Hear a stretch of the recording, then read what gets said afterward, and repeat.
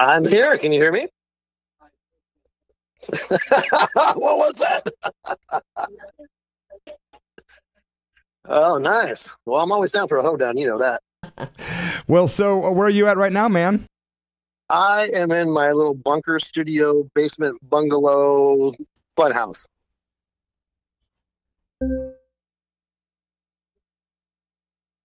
I will give you, yeah, absolutely. All the time you need, brother. Out so well. Do you have headphones, Tracy, that are working? I can't seem to hear and do this. Hello, Dave. I'm here. Can you hear me? There's some weird stuff going on here with this phone system. What else? You know, of course there is. Hello, Dave. I'm here. There you go. Okay, Tracy, you're going to probably have to share these headphones with me. Dave, I apologize, but we walked into a weird situation tonight with all kinds of stuff, so I think we're okay to continue at this point, bro. Okay. Chaos, man. So, dude. Hey, I don't have it any other way. Well, a lot of people in central Illinois that are listening and all over the universe that do know you from your bands in the past, like Tantrum and the VAYNES and the Megasonics, of course. Tell us, before we talk about the past, tell us about Joe Stam. Who is the Joe Stam band? Who is this guy? Well, the Joe Stam band is the band I'm in right now, and it's a country rock band, and he likes to call it black dirt country. It's just, you know, more traditional, but it also has kind of like a hard rock element to it in a weird way. So I think it's pretty unique. You have to just kind of check it out. Nice. Now, how long? You can check it out. Go to joestamband.com or we'll go to YouTube channel, all that good stuff. How long have you been with Joe Stam? It's been about 3 years. Wow. I did not know you were in that band that long. Oh, yeah. And we've been really busy, of course, until this all happened, you know. Yeah, now you guys. Okay. So did you guys? You have to stop and just cancel a lot of bookings? Oh, everything. Yeah, it came to a grinding halt. In fact, we were supposed to go into the studio like last week and start recording our next album in Iowa, and then of course this all went down, so that got thrown out the window. But try to make the best of it. Yeah, that's all we can do. My band itself just got gained a bunch of momentum and just got ready to do our first show, and then this happened as well. So a lot of musicians kind of stopped in their tracks, and I'm sure you've seen a lot of the famous videos that are popping up on the internet of bored, national musicians doing weird things. Yep. But I'm keeping a positive, optimistic, vibe about it. And I think things are turning around fairly soon. That's what I keep telling myself. Well, and it's kind of cool because I was saying earlier, I don't know if you heard when I was talking earlier about how, kind of basement bands are getting a lot more views because... Oh, absolutely. I mean, people are at home and gosh knows there are millions of them out there. So everybody's getting a lot more hits on their, videos, and I've been kind of enjoying, sitting around listening to some of my favorite artists play from home. So that's kind of a trip. It's kind of like the old radio days where people sit around listening to the radio. It's almost the same thing, but they're around a computer instead, Yeah, it's kind of watching bands, you could actually have time to listen to music where everybody was so busy before that it was kind of like in the background. Now you got plenty of time now, so check it out. Yeah, having been in the radio business before the internet got real big, it's kind of going backwards a little bit as far as more participation. And it's really unique to see that we have a ton more listeners, say, today than we did, 3 weeks ago. Absolutely. So we spent quite a few years together in a band called the VAYNES, which actually got airplay with a song called My Black Little Heart. And it's kind of still gets airplay in some parts of central Illinois, and I'll get a text message from somebody saying, hey, your song's on the radio. So what are some of your standout memories for the VAYNES as far as good memories or anything that you would think of immediately when thinking of the VAYNES playing out? Pretty much insanity is what I remember about the VAYNES, man. But it was good. It was very, creative. We put out an album, we toured, we did, it was relatively successful for what we were doing. So I dug it. It was fun. It was definitely a roller coaster ride for sure. Yeah, and a lot of folks, in my 37-year career will tell me, that's one of the best things you ever did, if not the best. So that album, the VAYNES album, is definitely up on a pedestal, and as far as in my mind. And it was so easy too. We didn't struggle writing songs. It all just seemed to just flow right out, So that was good. I remember you and I actually made a plan. Okay, we're going to sit down and we're going to write this album this week. And we like sat down, I think it was like 2 or 3 nights on your couch for 3 or 4 or 5 hours each night. And that thing was done so quickly. Yeah. You know, that's when the best stuff happens, really. It's when you try to overthink it that, you know, if you just, you know, get to it, that's the best way to do it. Yeah. That mind. I like that. Are there any crazy Vane stories that you would care to share that spring out in your mind? Well, I don't want to incriminate anybody, but yeah, I don't know, man. That trip to Cleveland was pretty crazy. Remember, we actually, okay, this is a crazy story. So we booked a show in Cleveland because we played in Chicago, St. Louis, Detroit. So we got this show in Cleveland. And for some reason, we decided we were going to fly to the show. We're going to drive to Chicago, fly to the show, use other bands' gear, and, you know, just, you know, make it simple. You know, we didn't want to drive that whole way anyway. Yeah. So anyway, about a week before the show, our bass player goes missing. You remember that? I don't remember that. He was missing for like a week. We couldn't find him. We couldn't reach him by the phone. So we were going to have a friend of ours, Kevin Gray, play bass. We even rehearsed with him, I think. And just at the last second, our bass player, Bully, showed up. You know, like, oh, okay. So then we go to Cleveland. We do the show. And then our drummer gets completely drunk before we play. And so as we're starting to play, I look back and he has, you know, 1,000-yard stare. He was playing like different songs than we were playing. It was crazy. Oh, so it was a typical Vane show, you know what I mean? But anyway, and then to top it all off, we're flying back from Cleveland to Chicago in a horrible snowstorm. And that plane, that was like one of the few times, well, a couple of times in my life I thought, I'm not going to make it. We're just going to crash. So that thing was, you know, pitching and like going up and down. And so I'm sitting there, and Tim, our drummer, had never flown before, or maybe the second time or third time or whatever. Yeah. And so I try to keep him calm, and eventually it's not working because everyone on that flight was terrified. So I look back at you, and you mouthed to me, "See you in hell." And I'm thinking, you know what? He's right. But we did land safely, and we lived to rock another day. See you in hell. Yeah, I was looking back and thinking you might say something comforting or like it's gonna be no. It was perfect, dude. I loved it. Tracy's sitting here. She got to witness quite a few Vane shows. I did. Most of them I can't talk about on the air though. So yeah, there was some great shows, man. We opened up for Nazareth one time. We had some good shows. We headlined the Madison. That was cool. Yeah, playing the Madison Theater in Peoria was cool. That's when we did our big CD release party, and we had hundreds of people. That was a really good show. Oh, yeah, it was great. Yeah. Yeah, I miss the Madison Theater. It was a great place to see shows and play shows. Do you remember the time that we had our record label fly in from the East Coast to be part of our kind of traveling entourage to sell, you know, our music at the shows?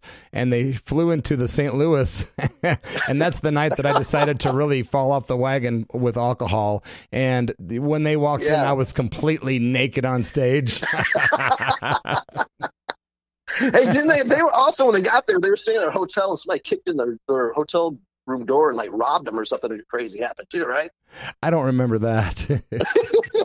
I wonder why. Yeah. Typical. Yeah. But I just remember they were horrified. They walked in and they're like bragging to their friends that were on the road. Oh yeah, this is like one of our best acts on the label, and you know they're headlining tonight here in St. Louis at this cool, you know, rock club. And I walk in and I'm completely naked, just people spitting at me, throwing stuff at me. The band's not talking to me. I'm like, oh man. Yeah, I pretty much decided it was pretty much over after that. But the videotape, by my choice or not. But I'll tell you, the videotape it does exist, and it will pop up on YouTube eventually. Oh my! I hope not. But yeah. All I can say is that you guys are lucky that cell phones were not a thing back then. So we appreciate the point there, sister. By the way, too, you have a couple of people I've noticed on my Facebook that are wanting to say hello, and that is Roser. Tim Rose and Bruce also Jamie Buckley are also wanting to say hi. Well, hi, Jamie. And yeah, Bruce Moser is a bass player in the Joe Stan band now. Great musician, great guy. Interesting. Very cool. Yeah, it's a small town. Everybody knows everybody, that's for sure. Hey, years ago, you were telling me, and I saw a clip or a trailer from a documentary film that was supposed to be being completed about your old 80s rock hair band called Tantrum, and it was a very interesting looking documentary trailer. Whatever happened with that film? It's kind of like just out there, and I don't know if I'm glad it's not out, or it's kind of the people who've seen it seem to think it's really funny. I'm not sure they think it's funny for the right reasons. Oh, I see. No, it actually is pretty funny. It kind of goes back. I don't know if it'll ever see the light of day, but yeah, I'd like to see that, man. That'd be kind of interesting. I thought it was cool.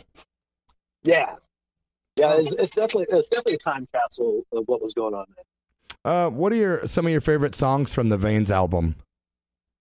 Oh man, I always like Detroit I'm in Town, because that was actually about that trip to Detroit, another crazy story. And that song kind of tells the story of that trip to Detroit. It does. And Drowning was another one of my favorites.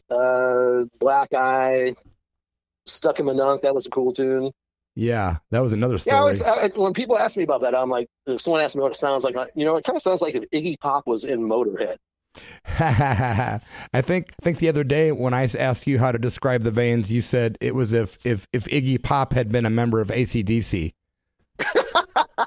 Well, it changes whenever I think about it. Yeah, that's pretty much the same difference. Yeah, I liked that comparison. That was kind of neat. Or here's my new one I thought of: Jim Morrison in the Sex Pistols if he wasn't an alcoholic but a speed freak.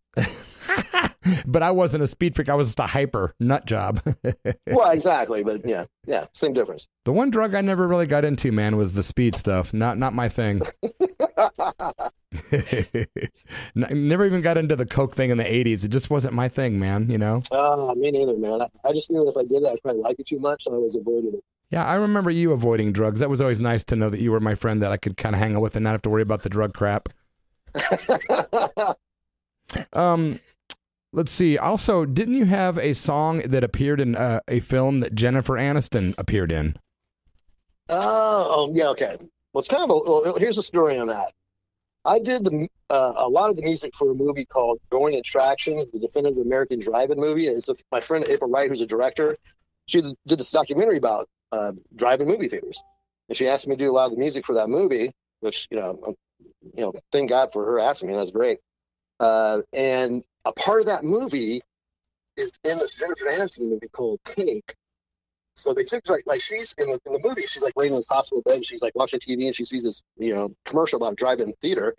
So the music in that part of that movie are in that commercial.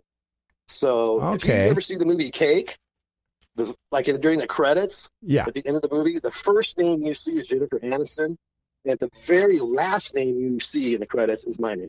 That is so cool, man. That is very cool. So I think on some level, Jennifer Aniston, I'm in her subconscious. Yes. So the next time Jennifer has a cocktail party, make sure you invite us. Exactly. So if I ever meet her, I have a reason to talk to her. There you go. Dude, so who are some of your very favorite guitar players of all time? Oh, man. Well, kind of, like you, when I was a kid in the 70s, I started out as a huge Alice Cooper fan. Yeah. And then I got into Grand Funk, and then I got totally into Kiss. And that's the only reason I started playing guitar, because I was a huge Kiss freak. Ace Frehley. Ace Frehley, dude. So Ace Frehley's the first one. Of course, Eddie Van Halen, Jimmy Page. The classics, man. Clapton, Jeff Beck. Yeah, all the cliches. They're cliches for a reason, man. Well, what kind of guitar do you play, man, or what kind do you prefer to play? Well, these days, playing the Joe Stan band, I'm mainly playing Telecasters. But I still have, I've been really nice Les Paul. Actually, I bought from Tom Hopwood. Nice enough to sell it to me. So mainly Telecasters, though. Do you miss playing the hard rock stuff? It's a perfect tool for the, job. Do you miss What's that? I said, do you miss playing any of the hard rock stuff, or are you happy doing what you're doing now? Oh, I'm totally happy with what I'm doing now, because it's actually not much different. Because even though I'm playing a different style of music, I'm still approaching it from my point of view. You know what I mean? Yeah. But I had to learn a different language, because I wasn't a country guitar player. So I kind of, it's like, I had to figure out, how to do it. But I still, throw it. We still rock pretty hard in this, man. We got Tim Fires on the drums. from the Vanes is in this band. Oh, that's right, man. I'd actually forgotten about that fact that Timmy Fires was on your So actually, half of the Joe Stan band is half of the Vanes. What a trip, man! So if that tells you anything. 7 degrees of Kevin Bacon and 8 degrees of bloody mess. We're all connected. Well, dude, we're running out of time, but what else did I want to ask you? Oh yeah, one unrelated question to your career. For years and years, you were a big fan of the band Rush, and I know yourself and Kevin Gray from the Megasonics used to fly out to LA frequently to see Rush. What are your thoughts on the fact that Rush is gone now and stuff? What are your thoughts on that? Well, it's obviously a total bummer, but time marches on. What are you going to do? Yeah, I saw Rush. Actually, I saw Rush at the Hollywood Bowl with Mike Thomas. Wow. Me and Kevin actually saw ELO at the Hollywood Bowl not too many years ago. ELO? Yeah, ELO with the Los Angeles Philharmonic or the symphony, whatever it is in LA, is unbelievable. That would have been great. We love ELO. Oh, so do I. Man, dude. In fact, we saw two. They were doing 3 nights in a row, and we saw 2 nights. Dude. Well, I saw 2 nights. Kevin was in the hospital one night. I don't know what's going to happen with the future of rock and roll or when we can all get out again to see it, but I hope that, musicians continue to write and record and, bring the live videos our way. We want to say thanks a million for, booking this interview with us at the very last minute, by the way. Oh, man, I had a great time. Absolutely, David. We appreciate it very, very much, and we would love to have you on again in the future. Oh, yeah, for sure. Anytime. Dave was given the choice of what song we were going to play after the interview, so we're going to do a tune from the 1999 Bloody and the Vanes album. It's called Black Eye. Another true story. Oh, yeah, good one. Another true story, man. But, they were all true stories. Yeah, totally. But that's one of those ones I really don't want to talk about. It still hurts. Like my head. But anyway, Dave Glover, thank you so much, and long live you, my brother. Thanks, Dave. Man, good talking to you guys, for sure. Yeah, much love, and thanks for the memories, and please keep in touch and keep rocking, okay? You too, brother. Okay, Dave, have a good one, man. Later. Cheers. 8:20 p.m. Wow, there we go, man. What do you think, Sister Tracy? Cool interview with Dave, and let me grab my cord here. We're having a hell of a time trying to keep the show going tonight, but it's hard because all the cords are getting lost, and here you go, Tracy. Here's number 8, and yeah. Pretty much half of the equipment that we normally use isn't usable tonight, so we're winging it, but we're doing our best. And this is Bloody in the Vanes with a tune called Black Eye with Dave Glover on the guitar, myself on vocals, produced, by the way, by Dave Glover as well. It's the Church of Rock and KSKQ.